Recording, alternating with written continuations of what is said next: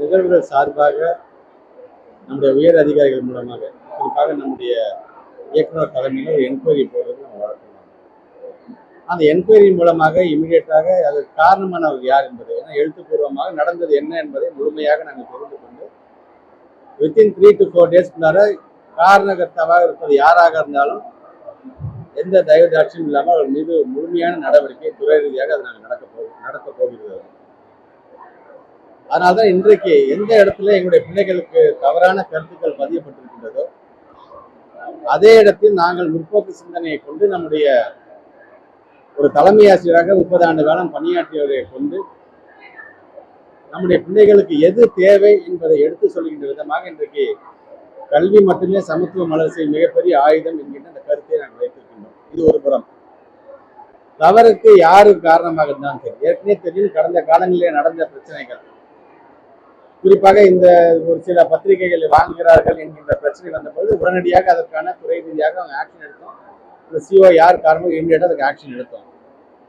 தவறு என்பது அவங்க தெரிஞ்சு செய்யறாங்க, தெரியாம செய்யறாங்க கிடையாது. அதுக்கான இம்பாக்ட் சமுதாயத்திலையும் பிள்ளைகள் மேலேயும் விழுதும்போது அதுக்கு காரணகர்த்தா யாராக இருந்தாலும் சரி அவர் மீது உரிய நடவடிக்கை எடுக்கப்படும். இந்த நிகழ்வும் அது போன்ற நிகழ்வு தான். நீங்கள் சொன்னது போல, சங்கர் சொன்னது போல வித்தின் 3 to 4 டேஸ்ல அந்த உரிய நடவடிக்கை கண்டிப்பாக அவர்கள் மீது நீங்க சொல்ற மாதிரி எடுத்தோம் இல்லாம யார் தவறு செய்திருக்கார்கள், அடிப்படை காரணம் இந்த நிகழ்வுக்கு யார் அதுக்கு பொறுப்பாக இருந்தார்கள் உணர்ந்து உடனடியாக அவர்கள் மீது உரிய தண்டனை கண்டிப்பாக வழங்கணும்.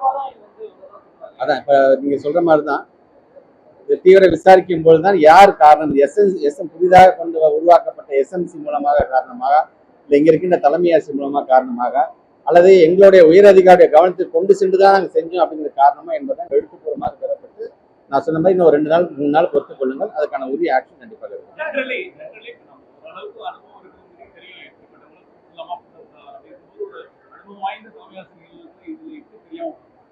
பொதுவாக நம்ம அசோக் நகர்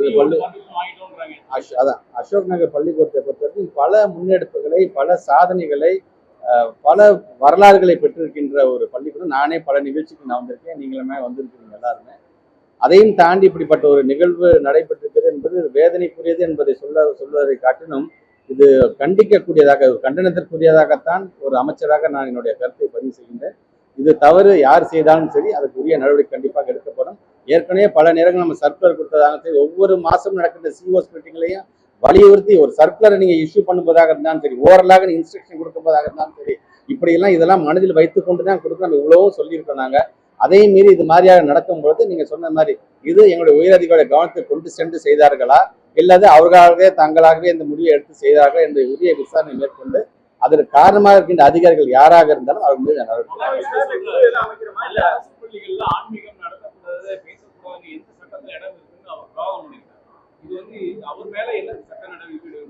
நானும் நம்முடைய ஆசிரியர், தமிழ் ஆசிரியர் சங்கர் சார், அதனால்தான் இன்னைக்கு குறிப்பாக கூட்டிட்டு வந்தது காரணம், ஆசிரியர் இனம் என்பது எப்படி இருக்க வேண்டும் என்பதற்கு நம்ம சங்கர் சார் மாதிரி ஆளுங்க அதை நீங்க உதாரணமாக எடுத்துக்கொள்ள வேண்டும். கண் பார்வை இல்லை என்று சொன்னாலும் தன்னுடைய கல்வி அறிவை கொண்டு எப்படி கேள்வி கேட்டார் என்பதே எனக்கு அவ்வளோ ஒரு பெருமையாக இருக்கின்ற. அதனால தான் இந்த மேடையில் அவர் ஏற்ற வேண்டும் என்று நான் ஆசைப்பட்டேன். இது நீங்கள் சொன்னது போல அவரிடம் அவர் வாக்குவாதம் செய்திருக்கிறது எல்லாம் நான் அவர்கிட்ட தனிப்பட்ட முறையில் கேட்டிருக்கேன் நான்.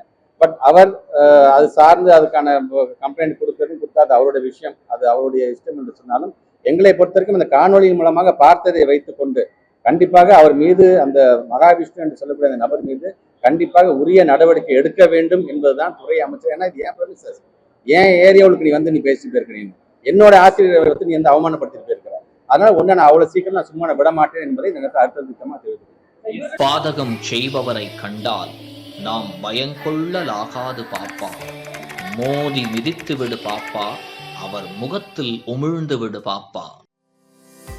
அண்மை செய்திகளை உடனுக்குடன் தெரிந்து கொள்ள இணைந்திருங்கள் இயம்நாடு தொலைக்காட்சியுடன்.